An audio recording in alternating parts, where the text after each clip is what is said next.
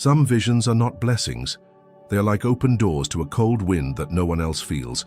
When you see what others do not perceive, the world becomes quieter. Conversations around you always seem a step behind what you have already understood. You see cracks in the narratives, shadows behind the gestures, fragility hidden in the certainties of others.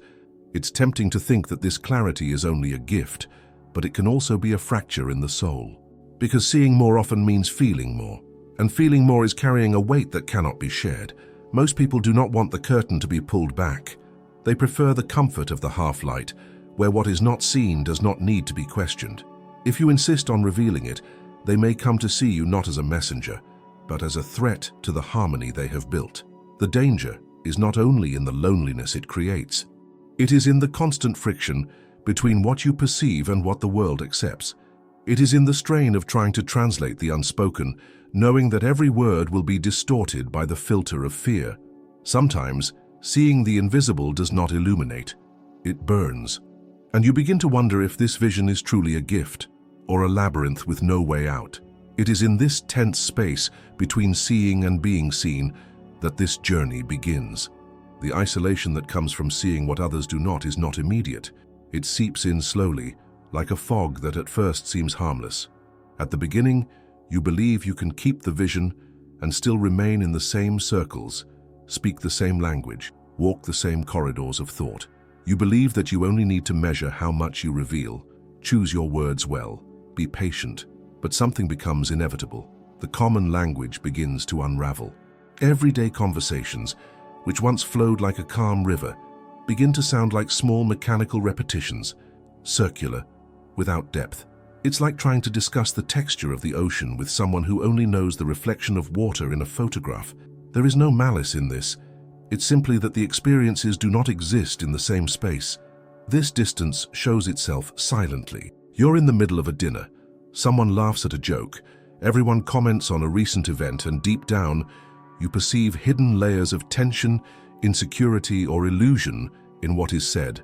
No one else seems to notice, and you learn to swallow this knowledge. Each time you do, something in you moves a little further away.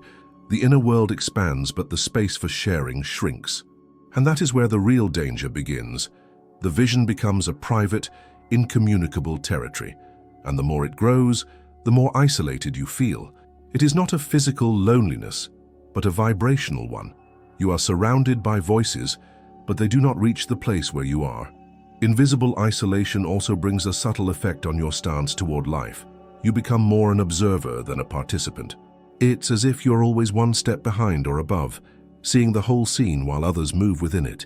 This perspective expands understanding, but also reduces human warmth. It's hard to feel warmth when you're looking at the fire from the outside. There is another risk, the habit of silence. Not because there is nothing to say, but because you already know the outcome of speaking.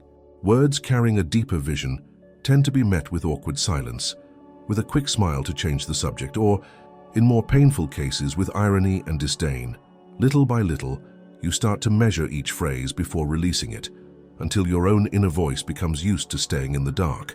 And so the world you see begins to exist almost exclusively inside you. This can create a sense of confinement, as if the mind were a room full of windows, whose curtains you cannot open for anyone.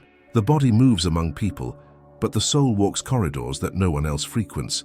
This kind of isolation has a treacherous side. It can disguise itself as independence, maturity, silent wisdom. But beneath these layers lies an unsatisfied hunger for genuine communion, a hunger to find someone who sees, even partially, the same outline of things that you do. This search is both necessary and dangerous. Necessary because it keeps alive the possibility of true connection. Dangerous because in the urge to find it, one might project this vision onto anyone who seems even minimally receptive, and that often leads to new frustrations. Invisible isolation is not only a mental state, it also changes how time is felt.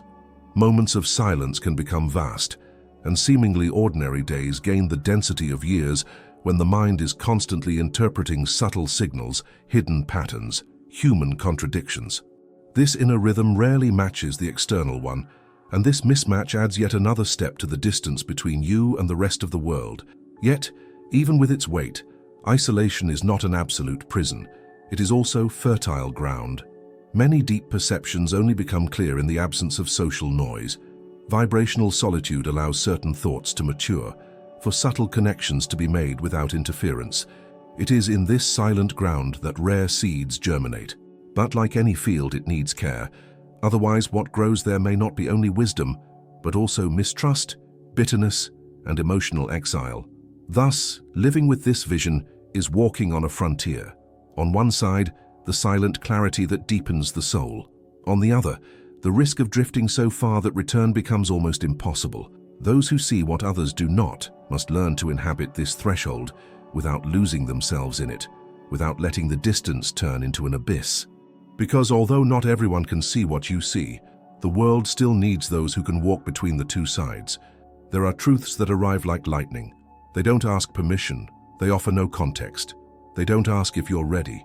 They simply cross your field of consciousness, leaving a mark that does not fade. To those who live on the surface, this may seem like a gift. To know first, perceive first, understand first. But what is not spoken is that this first can be a burden. Carrying truths that were not asked for is like holding a mirror before someone who is not yet ready to see themselves. You know that the reflection could set them free, but you also know it could destroy them.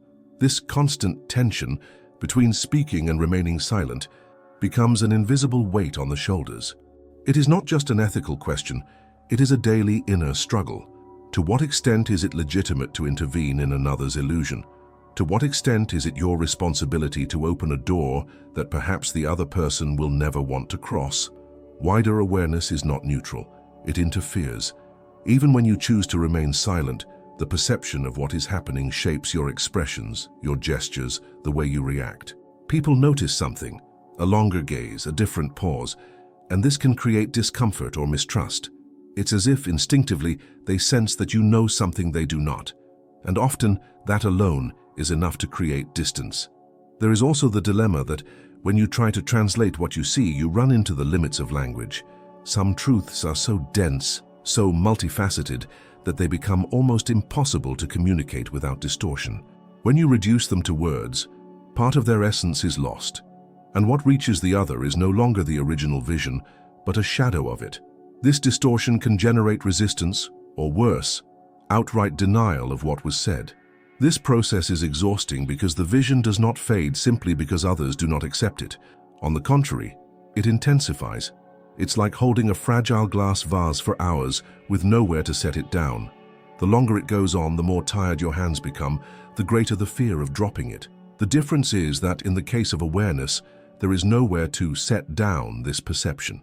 It lives in you, breathes with you, fills every space of silence. And then comes the most subtle danger. Internal isolation blends with a sense of powerlessness. You see patterns repeating, paths that will inevitably lead to pain, choices born of fragile illusions. But most of the time there is nothing that can be done, not because no action is possible, but because the action would be rejected before it was even understood. It is to watch, powerless, as the story unfolds in a way that could have been different, if only. But that if only never comes. Over time, the mind often develops mechanisms to bear this weight. Some choose emotional detachment, as if closing certain inner doors to avoid feeling too much. Others cultivate an almost ritual silence, keeping their visions as if they were sacred secrets. There are also those who hide behind a carefully rehearsed normality, acting as if they see nothing, to preserve bonds and avoid the burden of always being the one who perceives. But all these paths come at a cost. Detachment can turn into coldness. Silence can turn into repression. Rehearsed normality can become a mask you no longer know how to remove. The truth is that there is no way to carry certain visions without them, in some way altering your relationship with the world.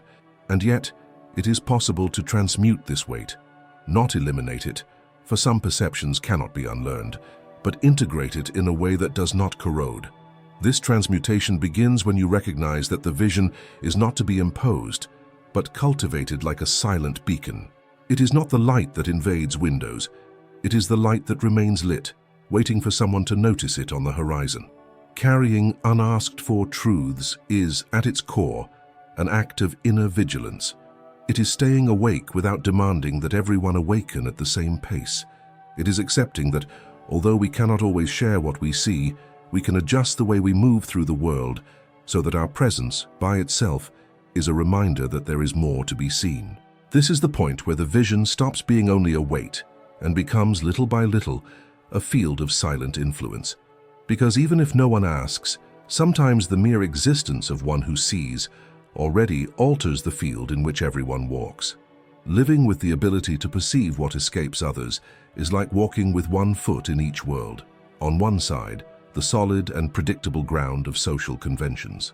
On the other, a constantly shifting landscape made of symbols, subtle gestures, unspoken intentions, and invisible currents that shape reality. With every step, there is a slight misalignment between these two spaces.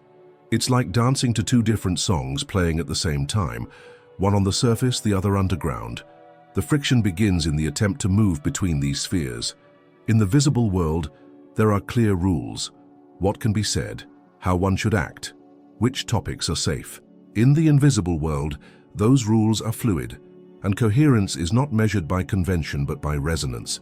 When you live between the two, inevitably, one side will always be somewhat betrayed. Either you soften what you perceive to fit into the frames of the physical world, or you let too much show and risk breaking the delicate balance that keeps relationships intact. This friction is not only social, it is also internal. Part of you wants to preserve the bond with others, to feel included in the same conversations, to laugh at the same jokes. Another part, however, can no longer pretend not to see the hidden machinery turning behind every phrase. This internal division creates a peculiar fatigue. It is not only physical but energetic, as if you were constantly adjusting your frequency so as not to clash with the environment. Over time, you realize that this effort to fit in does not erase perception. It merely shifts it to the background of consciousness, where it accumulates like a constant murmur. That murmur is the reminder that what is said is rarely what is truly happening, and that every human encounter is also a field of subtle forces that intersect, compete, or harmonize without most people noticing. The friction between worlds also shows itself in the rhythm with which you live. The visible world runs, demands speed, productivity, immediate responses. The invisible world is slow, almost timeless. It reveals itself in pauses, silences, small signs that are in no hurry to appear. In trying to live in both, the body is pulled toward the external speed, while the soul insists on remaining in the internal cadence. This difference creates a constant tension, like rowing against two currents flowing in opposite directions. The difficulty is that in the visible world, the value of what cannot be measured is often questioned. If you devote time to contemplation, silence, or observation, you may be seen as unproductive, distant, or even uninterested. Yet, in the invisible world, that same dedication is what keeps vision clear. And once again, you find yourself before the choice: follow the inner rhythm or respond to external demands. There are moments when the friction becomes so intense that you consider disconnecting completely from one of the worlds. Abandon the surface to live entirely in depth, or give up the depth to have peace in social interaction.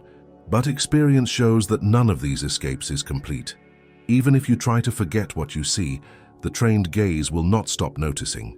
And if you decide to dive only into the invisible, you realize that you still inhabit a body that needs to deal with bills, conversations, and commitments. Perhaps the greatest challenge is accepting that this friction will never disappear. It is part of the price of living between worlds. Constant friction will polish your perceptions, make your discernment sharper, but it will also require inner vigilance so that wear does not turn into corrosion. You must recognize that discomfort is not a sign of error, but that you are holding two levels of reality simultaneously, and that, in itself, is already a rare act. As you learn to walk with this friction, a new understanding arises, that you are not merely someone who observes the two worlds, but a meeting point between them. You are not condemned to live divided. You can become a bridge, even if fragile, between what is seen and what is felt. This bridge is not made of words, but of presence. It is in the way you position yourself, in the care with which you choose to react, in the ability to remain whole even when the environment seems incompatible with your frequency. Thus, friction ceases to be only conflict and begins to be a field of creation. Because it is there in that space between the visible and the invisible, that new ways of living can be born, ways that do not choose one world over the other, but allow both to breathe through you. The impact of seeing what others do not is not revealed only in the first years of this perception. It accumulates like sediments at the bottom of a river, layer upon layer, each shaped by experiences that could not be fully shared. Time does not erase the vision, it deepens it. And this depth, while bringing clarity, also changes the way the soul inhabits the body and the way the body inhabits the world. At first, this perception may bring a kind of quiet excitement, a fascination at the discovery that reality has far more dimensions than it seemed.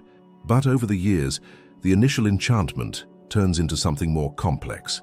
The vision becomes less about discovering and more about sustaining. It's as if, with each new revelation, life were testing your ability to remain open without hardening. The emotional weight accumulates in small doses.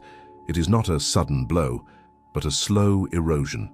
Over decades, witnessing repeated patterns, pains that could have been avoided, and illusions renewed in different faces can create an invisible scar.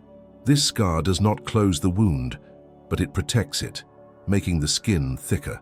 The issue is that, along with protection, there may come the loss of a certain softness, that natural openness that allowed you to feel without filters. Spiritually, the effect is ambiguous. On one hand, there is genuine expansion, an increasing ability to recognize the invisible thread that connects events, choices, and destinies. On the other, there is the risk of becoming a solitary guardian of this knowledge, someone who lives more in the silence of contemplation than in the warmth of human connection. Spirituality, in this case, can become a shelter or a refuge so comfortable that the external life starts to feel secondary. Time also changes your relationship with language. After so many frustrated attempts to communicate what is seen, a natural economy of words emerges. It's not that there is no longer a desire to speak, but words pass through a strict inner filter before being released. You speak less, but what little you say carries weight. This economy can be perceived by others as distance or coldness, but in truth, it is refinement, a learning that not every soil is ready to receive certain seeds. There is also the physical effect, often neglected. Sustaining high levels of perception requires energy, and this energy is drained not only by what is seen, but by the constant effort to integrate it into ordinary life. Over the years, the body begins to register this expenditure. Tenser muscles, more contained breathing, a slight fatigue that does not come only from the day's tasks, but from the state of inner vigilance that never completely switches off. And yet, time does not bring only wear. It also brings a kind of lightness that did not exist at the beginning. After so many falls and rebuildings, you learn not to fight against every vision that arises. Resistance gives way to acceptance, not as resignation, but as the recognition that there is an order in the invisible that does not need our constant intervention. This acceptance reduces internal friction and allows perception to flow without becoming such a heavy burden. With this maturity, the relationship with solitude also changes. The initial painful and restless isolation can become a space of nourishment. You discover that when solitude is chosen and not imposed, it ceases to be absence and becomes full presence. It is in this space that vision matures most deeply, not like lightning splitting the sky, but like a flame that burns continuously, silent and steady. Over the decades, perhaps the greatest change is the understanding that vision is not personal property. It is something that passes through you, but it is not yours in the sense of possession. It's as if the invisible world used certain eyes to observe itself, and your only task was to keep those eyes clean, not clouded by fear or vanity. This realization dissolves the need to convince or prove. What needs to be seen will be seen at the right time by those who are ready. Thus, the long-term impact is not only the weight of carrying more than others see, but the slow and inevitable transformation of the one who carries it. And in the end, this transformation is not so much about what you see, but about who you become while seeing. To see what others do not is to walk with a torch lit in territories where most prefer to sleep.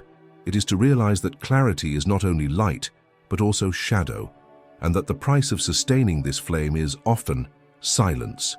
Over time, we learn that vision is not to be used as a weapon nor as a medal, but as presence. It is not about changing the world by force, but about keeping it permeable to the invisible. The danger of seeing beyond lies not only in loneliness, but in the temptation to close yourself within it. And the greater challenge is to remain open, even when it means being misunderstood. Because at the core, seeing more is not about having more answers, but about inhabiting the questions more fully. If you've made it this far, write in the comments, "I walk between worlds."